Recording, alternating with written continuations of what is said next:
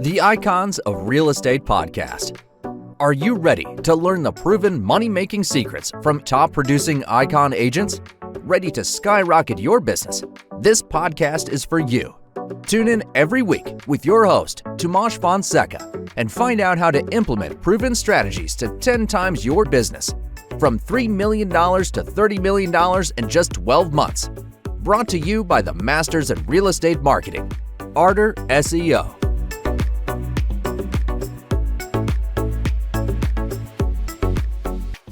Welcome to Icons of Real Estate. I'm your host, Tomas Grilo, and today we are privileged to host Gregory Livingstone, a true veteran of the Denver real estate scene with over 26 years of experience. Gregory's expertise lies in blending market knowledge, negotiation skills, and deep commitment to his clients' needs. Join us as he shares insights gained from decades of dedication to helping buyers and sellers make informed decisions in Denver's dynamic real estate market. Welcome, Gregory. Thank you, Tomas. So we're on Icons. We love stories. So can you tell us your journey so far? You know, it's kind of funny. I moved to Denver, Colorado from the East Coast in the late 80s. And back then there was an oil bust. So Denver was sitting, most of the commercial space was vacant. The economy here wasn't real good. And it was a whole lot of fun trying to find commercial space. I mean, with all the vacancies, we couldn't get agents to show up and show us properties and stuff. So I had made a mental note of myself. Next career, I think I'm gonna get into real estate. So it's been a fun ride and seen all kinds of markets since then and seen the affordability of homes go up substantially over the years. So just enjoy it and enjoy the ever changing. No 2 days are ever the same. Definitely. With your vast experience, like spending almost over 30 years in residential mortgage business, how do you perceive the evolving relationship between mortgage trends and the broader real estate market, particularly in the light of recent economic shifts and regulatory changes?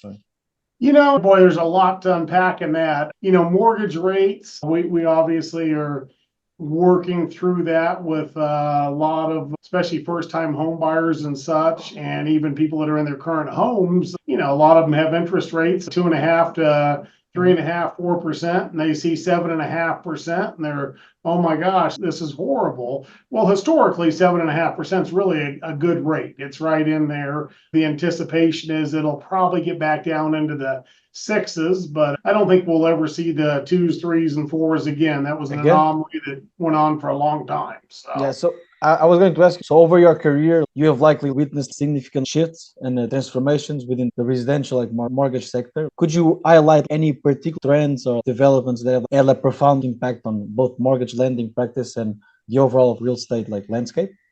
Well, when I bought my first home back in it was probably one of my first transactions as a realtor. No, it was before I was in real estate. My selling of my home was my first transaction, but my interest rate was 10.5% back then. And that was a great rate because rates were coming down from 16 to 17%.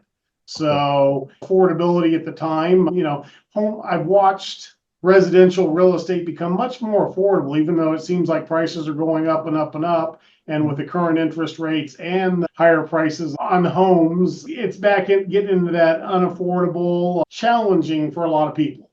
For a lot of years, when you had 2.5, 3.5% interest rates, the affordability of real estate was very affordable. Interest was almost non-existent. I watched it go from the 10.5 down to the low numbers, and now we're watching it come out. I mean, now it's been out of the 5s long enough to where sellers, have to make a decision. Do I want to hold on to that 3.5% interest rate and stay in a home that I don't love? Or is it time to move on and get in the home I love? Because, if interest rates do come down a year, 6 months, 2 years, it just doesn't matter. Get in the home you want. You can always refinance the rate. Yeah, that's a really good balance that you've put on. What you prefer, to wait 5 years, 10 years, or that's a waste of your time because you're not having the time of your life, or just sell your house and, okay, you're going to lose a bit of money, but you're going to spend a much better time, isn't it?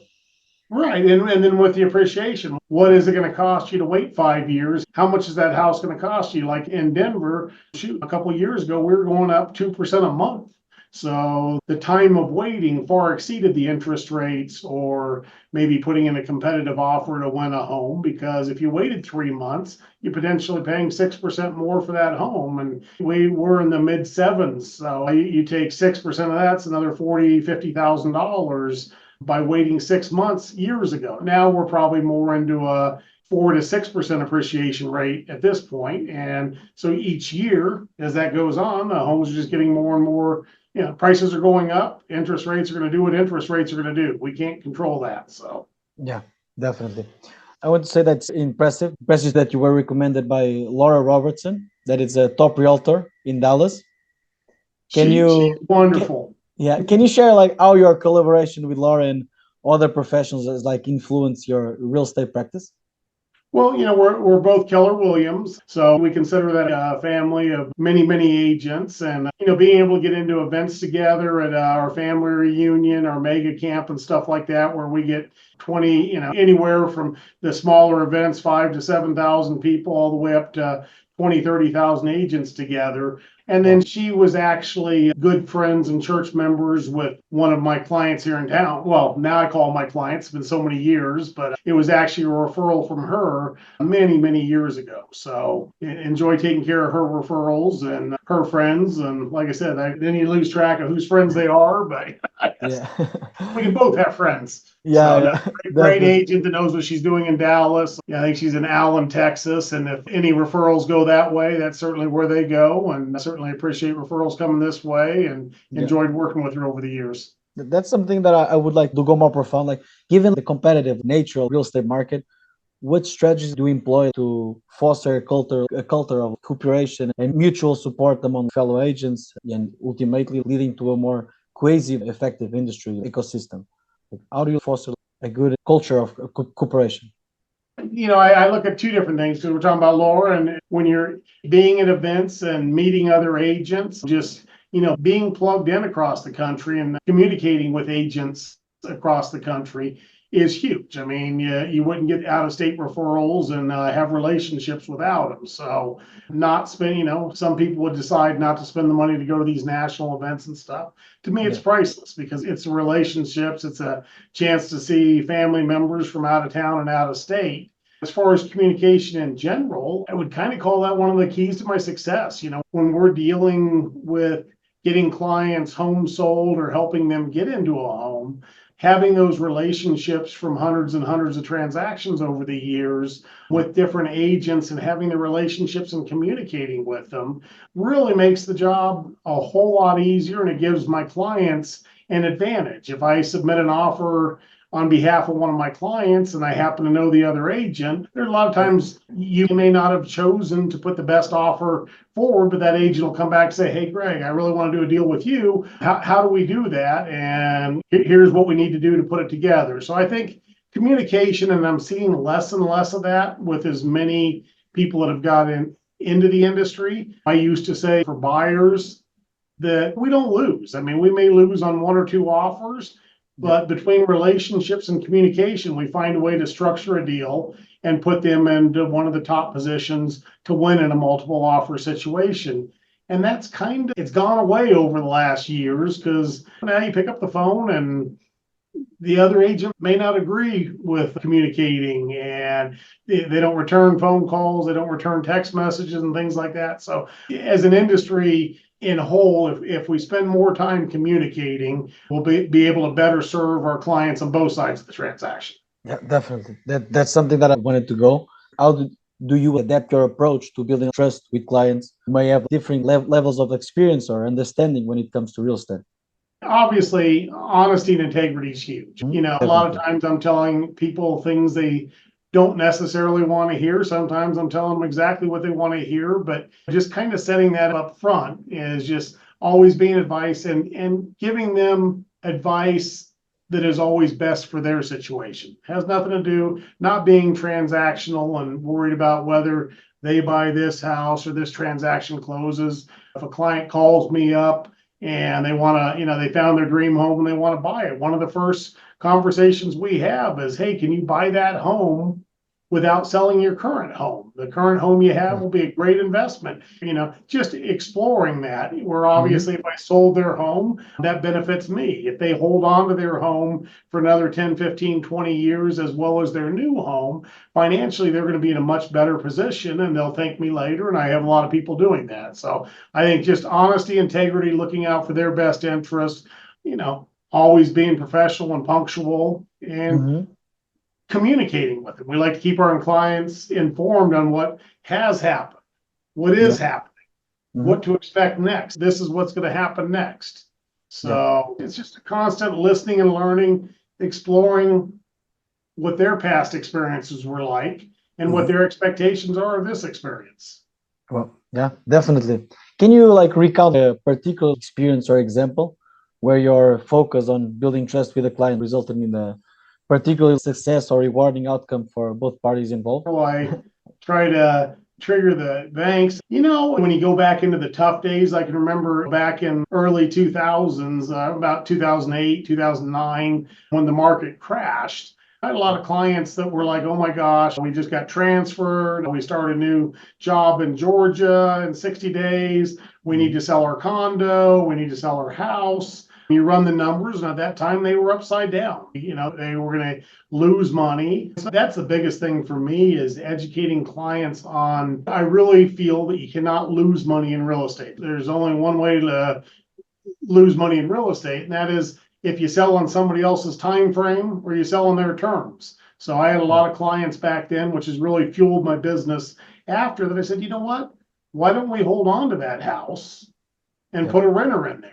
And, we've got lenders that can take the rental income and help you qualify for a new home in Georgia, but why don't you hold on to this? And boy, were those people happy when 2013, 2014, the values of their homes doubled, or in some cases even tripled on smaller condos. So those were the calls that, hey, Greg, thank you so much. This has been wonderful. Instead of selling our condo for $60,000, now we can sell it for $185,000. When do you want to list it? So again, just helping them do what's best for them. And really, we're lucky to have real estate here as a great investment. There's just not a better tool for making money.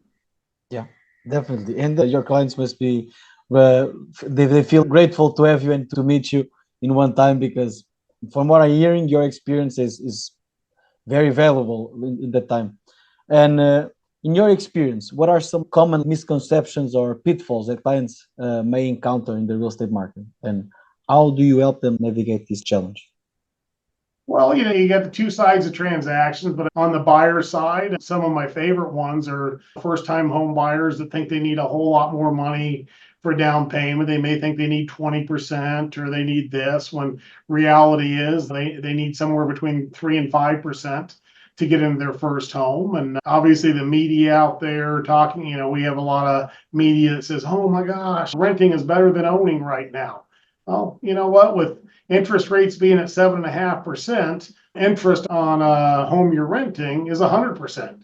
You're not building any equity. You're building somebody else's wealth and fortune. So I would say not understanding how little they can put money down. And there's a lot of grant programs and neat programs to help first-time home buyers out, down payment assistance and things like that, and kind of educating them. I get a lot of younger people that they come to me with, they're entitled, they want this 5% grant that's going to help them buy their first home. And a lot of times the lenders will jump on the band, oh, yeah, it's wonderful. But really, it's a matter of educating and explaining that, no, it's very expensive, free money. Yeah, it's money you're getting, but you're going to pay a lot more for. They pay more up front in origination points. They pay more in an interest rate. So explaining to them the different ways that they might have a family member that's willing to loan them some money and doing a gift letter or something. Now they can get in the best possible interest rate. And what that does is, for a first-time home buyer, especially here in the Denver market, is that makes it more affordable. So if they were doing a grant program, maybe they can afford $450,000 what they qualify for. If they do gift letter or something else from a family member, their approval may go up to $500,000 because they're going to have a better interest rate, better terms all around, and get into it. So I think what it takes to buy your first home is a huge misconception. And thinking interest rates are high. I mean, we like to say, marry the house, date the rate. You know, you don't have to keep the rate. If the rate goes down in 6 months, wonderful. Make sure you take advantage and get refinanced. In fact, one of our lenders will help you for very little money. If they use the lender for buying their home, that lender will almost do a no-cost refinance for them to get them in a better rate when the rates are more desirable. Solid answer. Amazing one. Really good. I want to hear about you. What advice would you give to individuals who are considering entering the real estate market, whether as buyers, sellers, or aspiring agents? Because I bet a lot of agents go to you. I kind of mentioned it before, I don't think there's a better wealth building mechanism out there. I certainly don't know of one. If you want, in the conversation I have with people, some of the old school financial planners and stuff say, oh, real estate, in a lot of markets barely outperform inflation, all these indexes and stuff. But if you wanted to buy $500,000 worth of stock, you need $500,000, right? Yeah. Yeah. I think so. If you want, if you want to buy a $500,000 home, you don't need. You need $15,000 to $20,000. Yeah.